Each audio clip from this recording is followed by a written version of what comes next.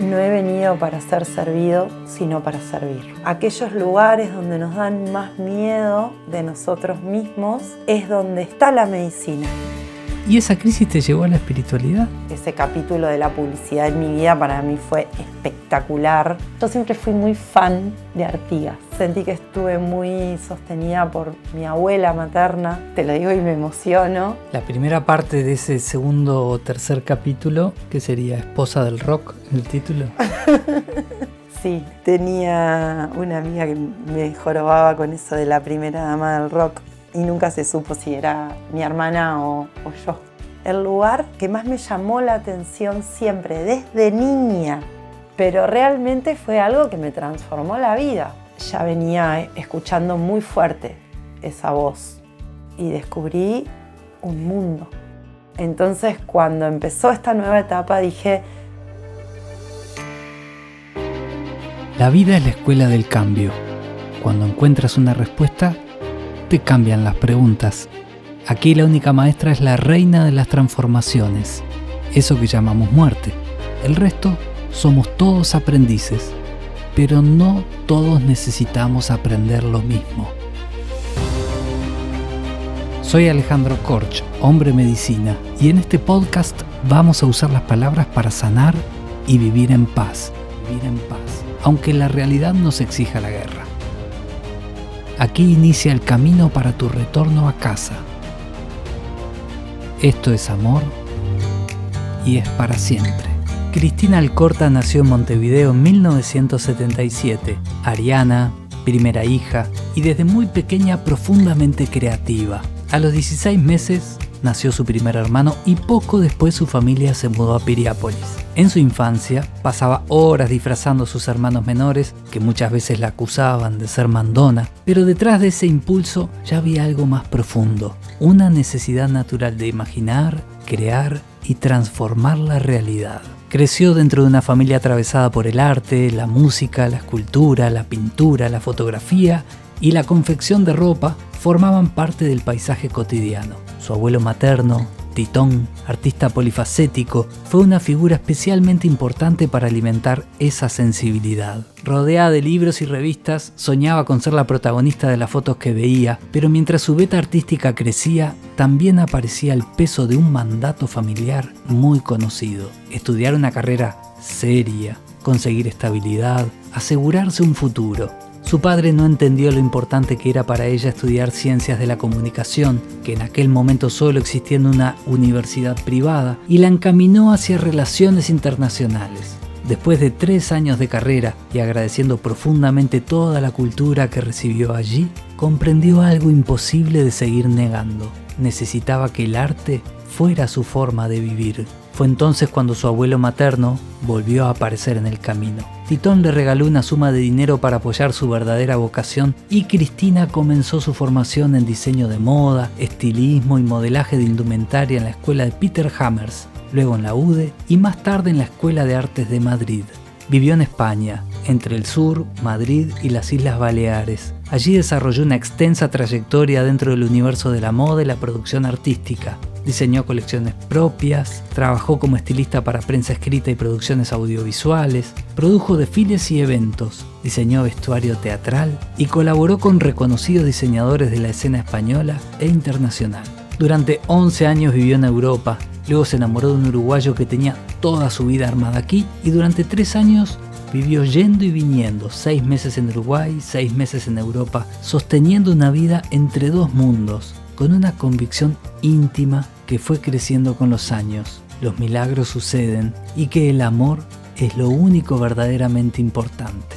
Siempre buscando equilibrio entre el arte y el sustento económico, entre el aquí y el allá, entre crear y sobrevivir. Pero a sus 40 años ocurrió otro gran giro. Se divorció, dejó la publicidad y creó Loveland Experiencias. Desde allí comenzó a definirse como productora de eventos espirituales y artísticos. Con Loveland hizo realidad el primer festival de yoga y música de meditación de Montevideo, el Festival Espíritu Libre, realizado en el Jardín Botánico. También después viajó a Rishikesh, India, donde se formó como instructora de yoga y continuó profundizando otros caminos ligados al cuerpo y la conciencia, como yoga, Thai massage, esferodinamia y movimiento corporal consciente. Hoy comparte clases grupales y personalizadas en Punta del Este y siente, quizás más que nunca, que la vida le está pidiendo entregarse por completo a aquello que vino a expresar. Con muchísimo placer, hoy tengo el honor de recibir en casa a Cristina Alcorta. Bienvenida, Cris. ¿Cómo estás? Muy bien, muy agradecida y muy contenta de estar acá contigo conversando. Empecemos por la infancia. ¿Qué vio tu abuelo en ti que quizás otros todavía no podían ver? Bueno, creo que mi abuelo, para mi abuelo yo fui la primera nieta. Mi mamá es hija única, entonces nosotros con mis hermanos fuimos los ojos de mis abuelos a partir de entonces, ¿no? Pero bueno, fui su primera nieta. Él se jubiló cuando yo nací, exactamente, para poder tener tiempo para darme. Y yo siempre fui muy curiosa, muy receptiva. Me encantaba leer. Mis abuelos tenían colecciones de libros de cuando mi mamá era chica, que puedo decir que los leí todos. Yo creo que lo que vio era que yo estaba interesada en aprender. Y eso a él, claro, lo gratificaría un montón tener a un aprendiz interesado en lo que él tenía para enseñar. Entonces, creo que incluso antes de aprender a leer y escribir en la escuela, yo sabía por lo menos escribir algunos nombres con la máquina de escribir de él. Entonces, bueno, para mí escribir a máquina era como toda una cosa maravillosa. Tenía como toda una magia que no entendía muy bien, pero él se levantaba y después que tomaban sus mates con la abuela se iba a preparar el almuerzo y él se sentaba en el living con la máquina de escribir y le mandaba cartas a todo el mundo y se quejaba de la política y se quejaba de que estaba pasando esto y denunciaba las cosas que él creía como injusticias, ¿no? Era un librano muy salvador, muy ahí como esto, con un sentido de la justicia muy fuerte. Y alzaba su voz ante las cosas que él veía como que podían cambiarse, que podían mejorarse. Tenía bastante peso su opinión. Hay muchas personas que viven divididas con esto de la justicia, ¿no? Entre lo que aman y lo que deberían, entre comillas, hacer. Yo viví muchos años así. ¿Cómo fue para vos vivir tantos años entre dos mundos? Entre lo que deberías hacer y lo que amabas. Bueno, yo creo que el debería fue un poco la parte impuesta, ¿no? Como en general, esto obviamente es una generalización para el tipo de infancia y de crianza, de adolescencia que tuve en un pueblo como era Piriápolis, que en ese momento éramos, creo que entre 3 y 5.000 habitantes. Nos conocíamos prácticamente todos y mi padre en esa época, que era como un profesional muy reconocido, claro, teníamos como esa cosa que teníamos que dar la talla de alguna manera, ¿no? Como, por decirlo así como, sí. Y en nuestra época se usaba que vos terminabas el liceo y te ibas a estudiar a Montevideo. Y ahí fue que yo descubrí ciencias de la comunicación. Y yo sentía, ay, yo quiero eso. Como sentía que me gustaba la idea de ser periodista, de ser escritora. A mí me gustaba mucho leer y me gustaba mucho la idea de escribir en ese momento. Me reveía como escritora o como algo algo que ver con la creatividad en la redacción publicitaria. Un amigo de mi infancia argentino, en esa época que él tuvo que elegir carrera, que eligió esto, redacción publicitaria, y dije, es por ahí. Y bueno, y pasó que en ese momento la la universidad católica era la única que ofrecía ciencias de la comunicación. Y bueno, y ahí fue un no en mi casa, como que mi padre, que era el que podía haberme apoyado económicamente en eso, no entendía muy bien en ese momento lo que significaba y me dijo, no, yo no voy a pagarte una carrera para que después seas empleada. Como para él las carreras eran las clásicas, ¿no? ¿Qué profesión tenía? Él es contador, era contador, ahora ya está jubilado hace años, pero fue contador y administrador en muchas administraciones gubernamentales. Entonces, claro, creo que él quería que nosotros siguiéramos como un poco esa línea de acción, ¿no? Y me guió para que estudiara en la universidad. Finalmente, a mí no me interesaba ni abogacía, ni escribanía, ninguna. No me interesaban las materias jurídicas. Entonces, como que bueno, estaba buscando. Igual me gustaba ciencia política en ese momento. Lo sentía que ese pensamiento crítico político podía también abrirme la cabeza para, de alguna manera, también acercarme al periodismo, de ese tipo como que de alguna manera yo también tuve eso de mi abuelo como de justiciera y de ir al fondo de las cosas. Y bueno, y al final me decidí por relaciones internacionales porque ciencias políticas en esa época tenía algo de matemáticas o algo que tenía que ver con eso y yo le andaba huyendo a las matemáticas desde quinto. Y bueno, y ahí empecé a estudiar Relaciones Internacionales, una carrera preciosa en la universidad, pero claro, empecé más que nada porque con la idea de que eso me iba a llevar a viajar por el mundo. Claro. Y bien entrada la carrera me di cuenta de que sí, de que me iba a llevar a viajar por el mundo, pero a trabajar en escritorios, en hacer trabajos que al final no era el viaje en sí mismo lo importante, sino lo que hacías en tu mesa de trabajo. Entonces, de alguna manera, también en esa época empecé a sentir que necesitaba abrir mi veta creativa. Yo lo tenía eso totalmente tapado, escribía poemas, sí, siempre escribí poemas desde niña, y escribí algunos textos, pero como que no, me daba mucha vergüenza mostrarlo, me daba mucha vergüenza que supieran que escribía.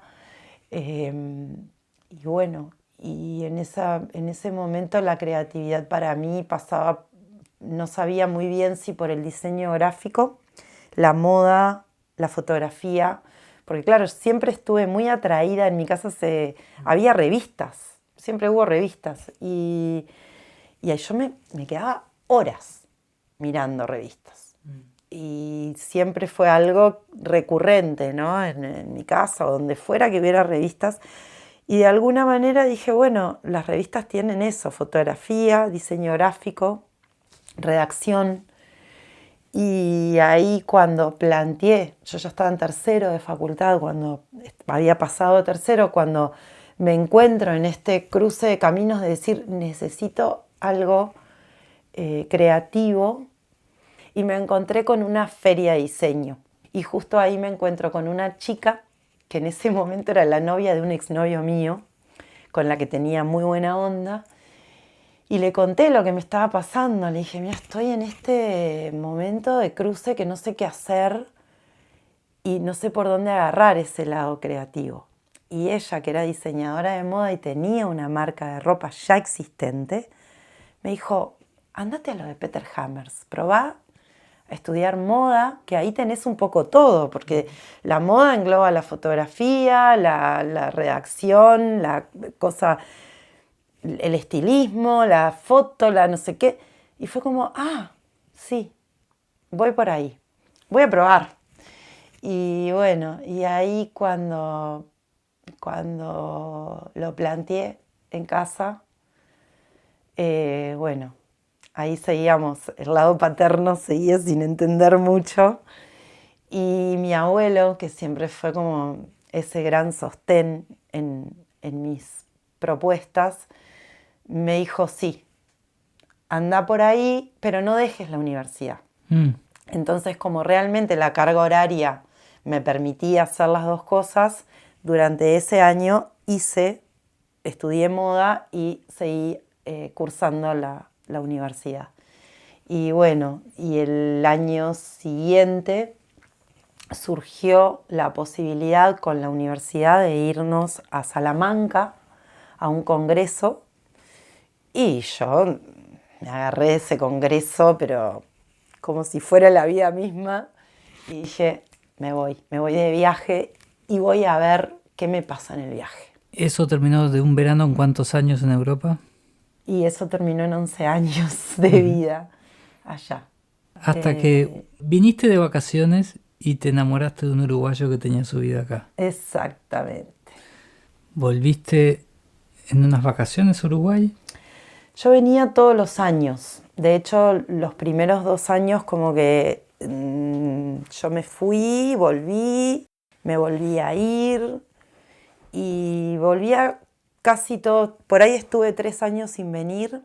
La primera vez como que me instalé, como que necesitaba esa fuerza para terminar de instalarme allá. Y estuve como 3 años, creo, sin venir. Y después, a partir de entonces, venía todos los años. Venía por lo menos 1 o 2 meses de vacaciones a estar con mi familia, a ver a mis abuelos. Mi abuelo nunca me perdonó que me hubiera ido. Para él fue... No podía entender. En su cabeza no le entraba cómo yo podía haber decidido vivir lejos de mi familia, lejos de mi madre.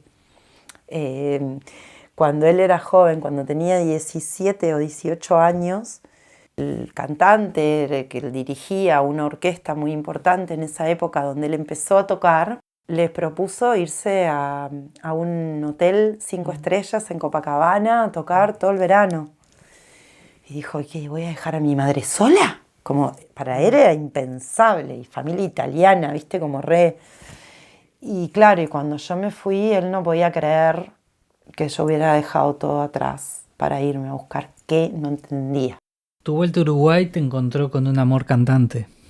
Sí, en una de esas vueltas a Uruguay. Y durante un tiempo ibas y venías y después... O iban y venían. Y después... Claro, sí, al principio fue un poco ida y vuelta, porque cuando en una de esas visitas mías, que ya era una visita un poquito más larga, iba a quedarme acá 4 meses, ahí fue que conozco a Seba.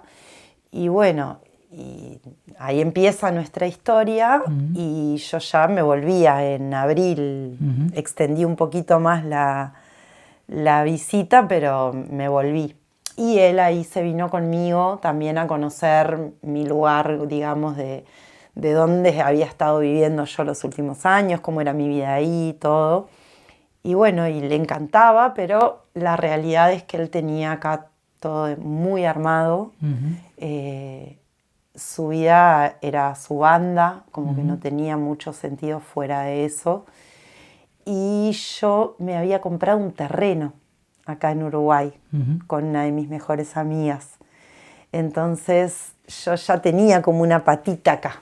Y bueno, con el tiempo, o sea, no fue un día para otro la decisión, pero en 1 año y medio más o menos yo ya estaba regresando del todo a instalarme en Uruguay.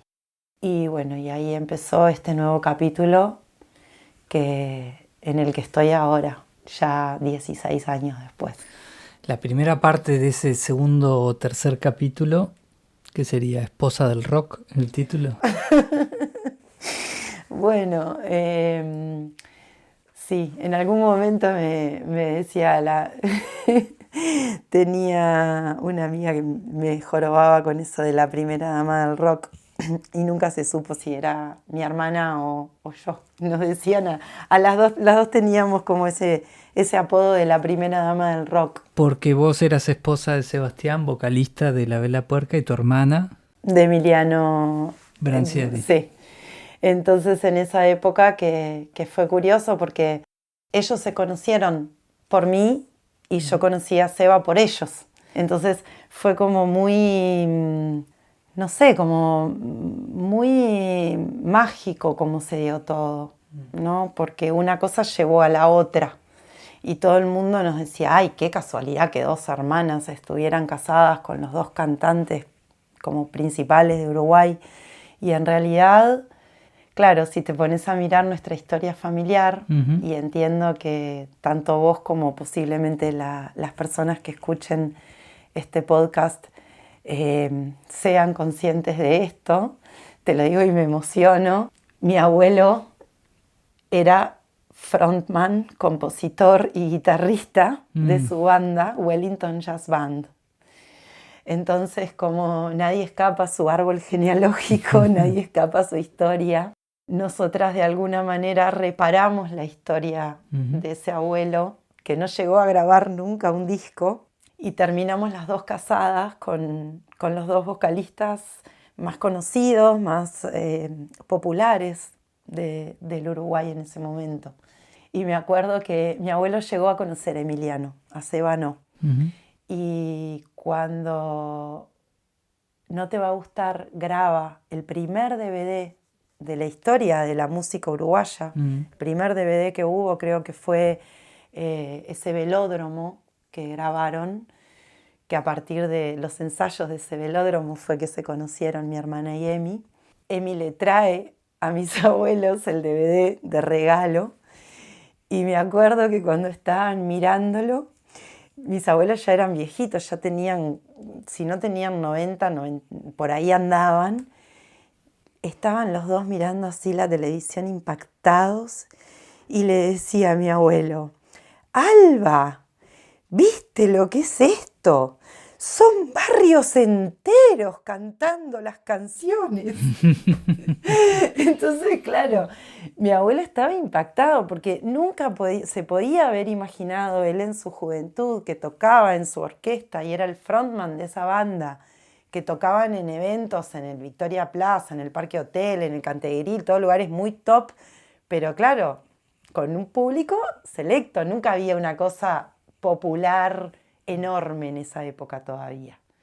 Entonces, claro, me acuerdo que para él era como, wow, no puedo creer en lo que se convirtió la música en Uruguay, ¿no? Para todos los que están escuchando que a veces tienen una pareja que es muy notoria, ¿cómo fue para vos transitar eso buscando el equilibrio de vos, artista, seguir adelante? Wow. Creo que cuando pasó eso, a partir de mi historia con Seba y mi regreso a Uruguay, abandonando, dejando, como lo quieras llamar, a tu lugar consolidado por amor. Es decir, me vuelvo por amor, claro, estoy entregando algo por amor. Sí, estaba entregando algo por amor, porque ahí en ese momento, cuando conozco a Seba, yo estaba en la cúspide ahí de mi carrera como organizadora de eventos en Ibiza. Estaba trabajando para gente muy famosa, personalidades políticas, personalidades de la música ya. Y bueno, fue como, tengo que dejarlo esto si quiero realmente consolidar esta historia, esta pareja. Y claro, para mí, que había estado, creo que toda la vida buscando el amor verdadero, cuando me tocó dije, bueno, es por ahí. Y esto se va a transformar en otra cosa. Y mi arte la voy a transformar en otra cosa. Y cuando volví a Uruguay, me encontré me di como si fuera de cara contra el piso. Porque con toda la experiencia que había tenido en esos 11 años de un montón de trabajos en distintas áreas y en distintas posibilidades, acá nadie me abría las puertas porque me habían manifestado en un par de ocasiones que estaba sobrecalificada para determinados trabajos para los que me postulaba. Y ahí él fue un sostén muy grande porque me dijo, no te apures en meterte en cosas que no te gustan solo para seguir sosteniendo este ritmo económico. Elegí lo que realmente quieras hacer. Y bueno, y en ese interín yo me fui armando como un taller que quería hacer arte como collage, en forma de collage. Y me armé un tallercito en el fondo de casa y también en ese tiempo, mientras no encontraba un trabajo fuera, fui creando lo que era nuestra casa. Compramos una casa chiquitita, como que estaba muy básica, y la fuimos transformando. Y la transformación de esa casa para mí, en los años que estuvimos juntos, fue lo que yo sentí como mi gran obra. Uh-huh. Entonces no necesitaba otra cosa artística en la que uno quizás busca el reconocimiento, uh-huh, ¿no? O busca expresar la veta creativa, porque por ahí es el modo de expresarla y no hay otro lado. Para mí, el hacer esa casa fue la expresión más grande de mi ser, porque fue transformar la casa, fue crear un jardín, y bueno, y en esa creación del jardín también sentí que estuve muy sostenida por mi abuela materna, que yo la miraba cuando era chica y decía, ay, ¿cómo voy a hacer cuando sea grande para saber de plantas todo lo que sabe ella? Y bueno, y me encontré en ese momento con la bendición de mi abuela de decir, estás sostenida, no tenés que salir a ver cómo vas a sostenerte económicamente, podés crear este jardín para ti. Y para mí eso fue un regalo de amor muy grande. Y la vida es la escuela del cambio y un ciclo cerró, todo lo que empieza en algún momento tiene que terminar. Y a tus 40 te divorciaste y dejaste la publicidad, que también estaba ahí como parte creativa y ejecutiva. Sí. ¿Y esa crisis te llevó a la espiritualidad? Sí, mirá qué curioso, ahora que justo mencionaste esto, que me decís eso, gracias a la publicidad estamos hoy acá. Cuando me vuelvo y me encuentro con tantas negativas a abrirme las puertas para ser parte de proyectos o de cosas acá en Uruguay, la primera puerta que a mí se me abre es el mundo de la publicidad. A través de la hermana de uno de mis compañeros de proyecto actual, que me dice, por todo lo que vos hiciste en Ibiza, estaría buenísimo que te metas a trabajar como chaperona, que es un trabajo que recibís a la gente de afuera, la llevas a pasear, la llevas a hacer cosas interesantes, la llevas a restaurantes buenos, a hacer, no sé, lo que se te ocurra que quieras mostrarle de Uruguay. Y me encantó la propuesta, yo no sabía ni que existía ese trabajo, más bien había tirado las redes para trabajar como vestuarista o directora de arte, y llego a través de Romy Pelufo, una amiga muy querida, cantante también, y ella fue la que me dijo, te voy a presentar en mi productora, en la productora donde yo trabajo, que creo que tu forma de ser encaja perfecto con la forma de ser de ellos. Y me lleva a una reunión con Nara, que es tu cuñada, y ahí empieza ese capítulo de la publicidad en mi vida. Para mí fue espectacular, fue una etapa muy enriquecedora, porque lo que tiene la publicidad es que tenés todo el tiempo escenarios nuevos, que eso es lo que a mí me encanta también, ¿no? Una vida que no es nada monótona. Tenés escenarios nuevos permanentemente, tenés acceso a cosas que cualquier ser humano no tiene, desde la azotea del Palacio Salvo hasta los pasillos de una aceitera en Montevideo, hasta lugares inhóspitos que vas fuera de temporada, que te abren las puertas, y acceso a lugares mágicos que están vedados en general para el resto de los mortales, ¿no? Y yo sentía eso como una gran bendición, en que además me había acogido como un grupo humano que era como una familia. Y ahí con Nara hicimos una amistad muy linda, y creo que mutuamente nos llevamos a otros caminos, ¿no? Creo que ella me abrió a mí un gran camino, que fue ese en mi vida, y después tuve la posibilidad de devolverle de alguna manera, creo, esa puertita que ella me abrió. Y bueno, y cuando todo este proceso de que estaba todavía en pareja y todavía trabajando en la publicidad, pero ya mi práctica de yoga me había llevado como por unos caminos de profundización interna bastante fuerte, como un llamado muy fuerte a ese lado. Teniendo en cuenta de que yo empecé a practicar yoga porque mis amigos en Ibiza practicaban y veía que era algo más que lo físico. Y cuando llegué a Uruguay y no se me abrían las puertas y estuve como un año antes de poder empezar a trabajar, yo que venía siendo independiente desde los 20 años, que me costó mucho. Y era llegar, una nueva vida, una historia de pareja, sostener, volver a mi país natal después de 11 años de elegir otra cosa. Entonces era como, ¿cómo acepto todos los desafíos que esto me trae? Entendiendo de que esto es una elección que yo misma hice y que yo estoy eligiendo estar acá, a pesar de las dificultades. ¿Cómo atravieso esas dificultades? Y eso me llevó al yoga. Y entré un poco por eso y otro poco por recomendación médica de empezar a hacer algo que me moviera el cuerpo. Y claro, y descubrí un mundo. Uno entra por un montón de motivos al yoga y lo que se termina encontrando es con el camino que te lleva a tu propio corazón, ¿no? Y en ese momento, ya a finales de 2016,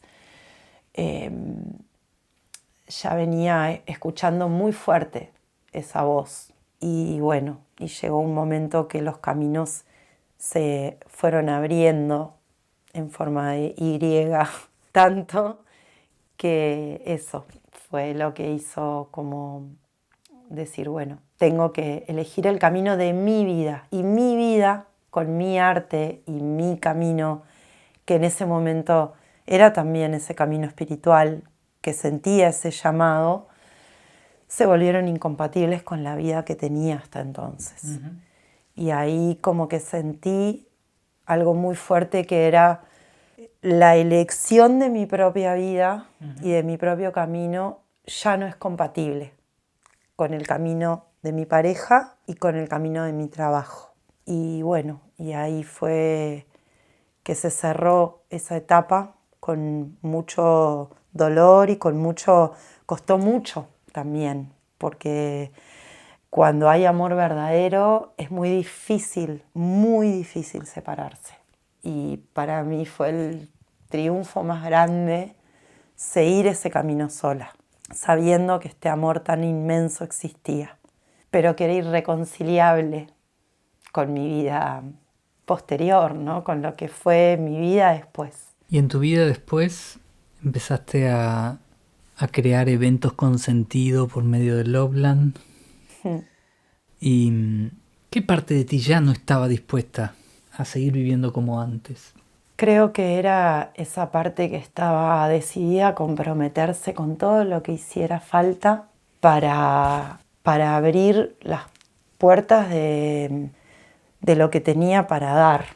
Se me viene algo a la cabeza que es una frase que la entendí muy tarde, capaz. No sé si muy tarde, o sea, muy de grande, pero es una frase que me acompañó desde mi primera infancia. Nosotros los 4 hermanos, nacimos en el Hospital Evangélico en Montevideo. Estaba enfrente de la casa de mis abuelos.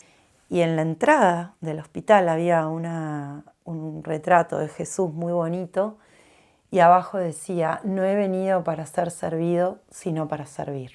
Y el camino del yoga es el camino del servicio. Y en ese camino, como discípula, como alumna de yoga, como practicante, fui entendiendo cosas de ir sanando esas partes de mí que necesitaban y que querían ser sanadas. Empecé a entender que la forma de relacionarnos en general con las demás personas, y como la forma de relacionarme que tenía en ese momento con mis amigos, era la manera como establecida socialmente, pero que había una forma mucho más profunda, mucho más sanadora de relacionarse con la verdad, con poder decirle al otro lo que te hacía daño del otro, intentando crear un puente de alianza, de decir, te digo esto para ver, porque de repente vos no te das cuenta, entonces capaz que entre los dos, si yo te lo digo, vos ahí te baja esa ficha y ya sabés que esto es así, entonces quizás puedas también vos dar un giro a esta forma de tratar o esta forma de ver a los demás. No sé, como que hubo algo que entendí que podía ser transformable, que podía ayudarme a encontrar respuestas de lo que había sido las partes dolorosas de mi trayectoria de vida, y que también por cómo había sido yo siempre, que siempre me definí como un puente entre personas, entre lugares, entre mundos, por esa condición yo podía ser puente de muchas personas y ayudar a personas a sanarse. Y si bien yo sentía en ese momento que yo no tenía nada, como en ese momento yo sentía que no tenía nada para dar más que ser puente, pero ya me parecía que era un montón ser puente. Entonces eso me llevó, por ejemplo, a crear el Festival Espíritu Libre, el primer festival que existió en Uruguay de yoga y música de meditación. A mí, estando siempre relacionada con la música, cuando descubrí la música de meditación me voló la cabeza. Y me acuerdo que fue en el 2012 y me río porque me acuerdo que Seba empezó como a tomarle idea a los mantras y de hecho me cantaba uno de los mantras que yo más escuchaba porque era el que me subía al auto y empezaba a sonar, que era el Gurenamé. Él le había hecho una versión muy profana y yo odiaba que me cantara el mantra así. Pero realmente fue algo que me transformó la vida. Entonces, cuando empezó esta nueva etapa, dije, yo quiero que todo el mundo tenga acceso a conocer esta música y a conocer esta disciplina que a mí me cambió la vida, a mí, a tantas personas, que es una herramienta ancestral de autoconocimiento. ¿Para qué? Para que seas mejor persona, para que puedas ponerte al servicio de compartir y de dar lo que tenés adentro y a veces ni te animás a sacarlo. ¿Y qué le dirías a alguien que siente un llamado adentro y tiene mucho miedo de escucharlo? Que los miedos siempre van a estar.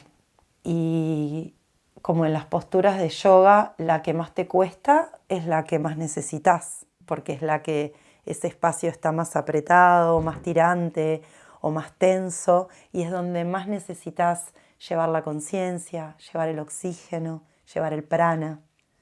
Entonces, aquellos lugares donde nos dan más miedo de nosotros mismos es donde está la medicina.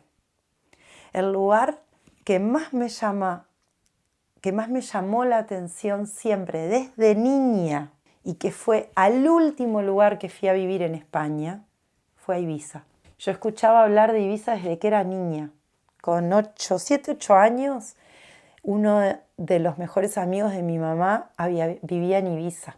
Y después otro que venía a venderle productos de limpieza que fabricaba él, había vivido en Ibiza y venía a casa y le contaba los cuentos de la isla.